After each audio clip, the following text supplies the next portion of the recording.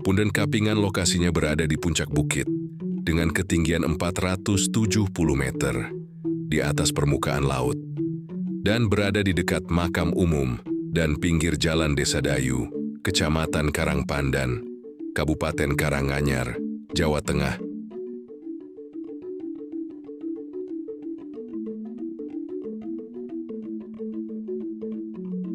Di dekat pohon beringin besar terdapat bangunan cungkup di dalamnya. Terdapat beberapa arca yang dikeramatkan oleh warga desa setempat.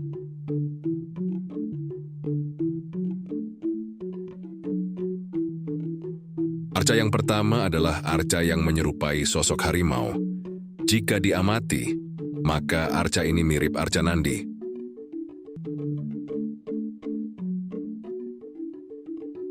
Yaitu memiliki ciri-ciri sebagai berikut.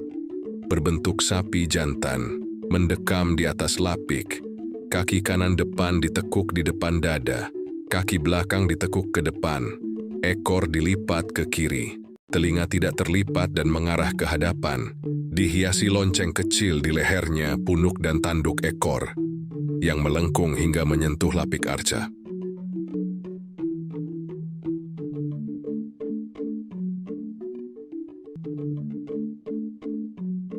Seperti halnya arca di sini yang menggambarkan sosok harimau, bisa juga merupakan arca Nandi, namun dimodifikasi atau korban vandalisme.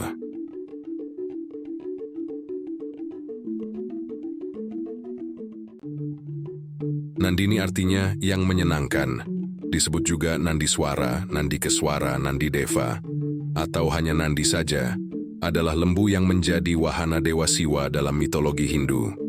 Dia juga merupakan juru kunci Siwa dan Parwati.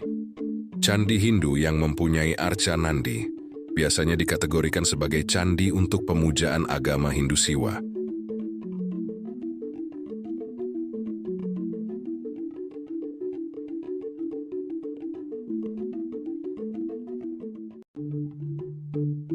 Di Jawa, tokoh ini dipahatkan di sebelah pintu masuk candi, bersifat siwaistik bersama pasangannya, Mahakala. Kedua tokoh ini dianggap sebagai emanasi atau pancaran siwa dan dianggap sebagai tokoh penjaga pintu. Nandini juga melambangkan sebagai lembu kekayaan, milik Bagawan Wasista. Konon terlahir dari Surabhi, sang lembu kemakmuran yang muncul ketika samudra diaduk pada proses penciptaan alam semesta.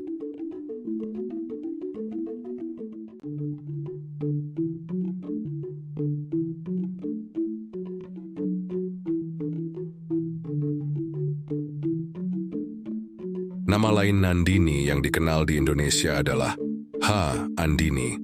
Nama Nandini umum dipakai untuk nama perempuan di India, dengan harapan agar yang diberi nama akan menjadi kuat.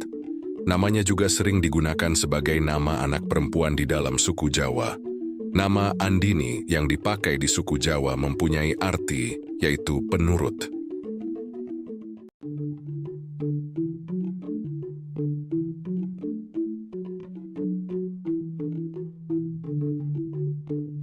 Figur lembu Nandini banyak dijadikan arca pada percandian Hindu di Jawa, terutama dari periode Medang Mataram, khususnya pada percandian yang memuja Dewa Siwa.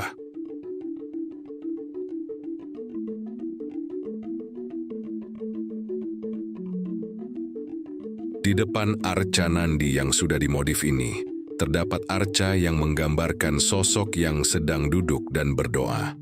Dugaan saya, arca ini merupakan arca baru, karena tidak bisa dijelaskan secara pakem pengarcaan, dan hanya sekedar imajinasi sang pemahat. Atau juga ini merupakan arca untuk kepercayaan masyarakat setempat. Sedangkan di samping arca Nandi terdapat arca yang menggambarkan sosok Semar.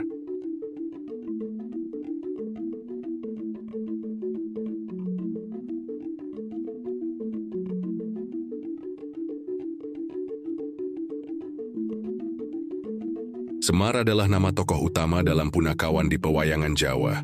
Tokoh ini dikisahkan sebagai pengasuh sekaligus penasihat para kesatria dalam pementasan Wiracarita, Mahabharata, dan Ramayana. Meski demikian, nama Semar tidak ditemukan dalam naskah asli kedua Wiracarita tersebut berbahasa Sanskerta karena tokoh ini merupakan ciptaan tulen pujangga Jawa.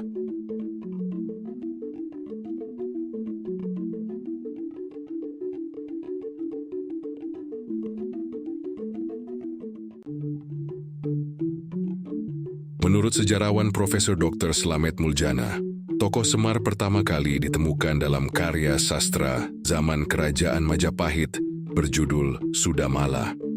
Selain dalam bentuk kakawin, kisah Sudamala juga dipahat sebagai relief dalam Candi Sukuh yang berangka tahun 1437.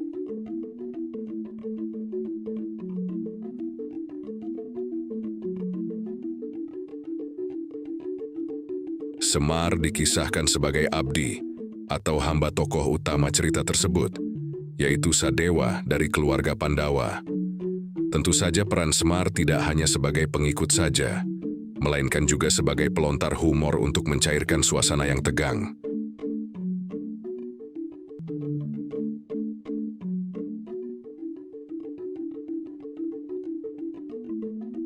Pada zaman berikutnya, ketika kerajaan-kerajaan Islam berkembang di Pulau Jawa, pewayangan pun dipergunakan sebagai salah satu media dakwah. Kisah-kisah yang dipentaskan masih seputar Mahabharata, yang saat itu sudah melekat kuat dalam memori masyarakat Jawa. Salah satu ulama yang terkenal sebagai ahli budaya, misalnya Sunan Kalijaga. Dalam pementasan wayang, tokoh Semar masih tetap dipertahankan keberadaannya. Bahkan peran aktifnya lebih banyak daripada dalam kisah Sudamala.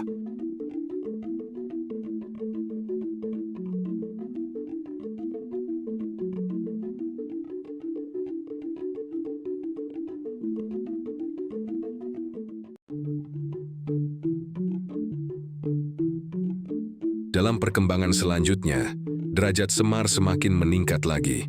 Para pujangga Jawa dalam karya-karya sastra mereka mengisahkan, Semar bukan sekadar rakyat jelata biasa, melainkan penjelmaan Batara Ismaya, kakak nomor 2 dari Batara Guru Sang Hyang Jagat. Guru pratingkah Sang Hyang Batara Manikmaya, Sang Hyang Batara Nilakanta yaitu Raja para Dewa, dan Raja Tribuwana.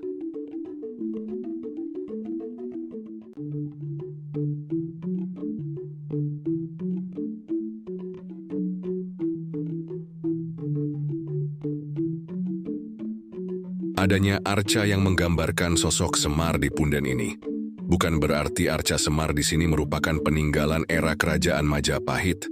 Bisa jadi umurnya lebih muda dan merupakan arca baru.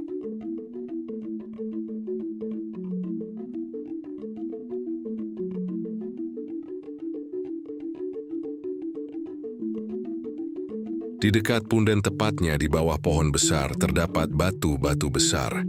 Diduga merupakan jejak budaya megalitikum yang masih dilestarikan hingga saat ini.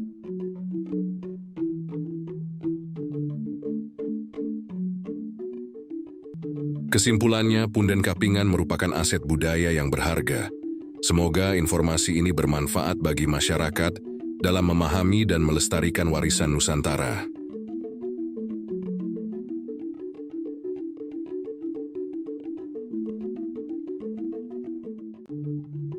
Terima kasih telah mengikuti channel ini dan menyimak video ini hingga akhir video.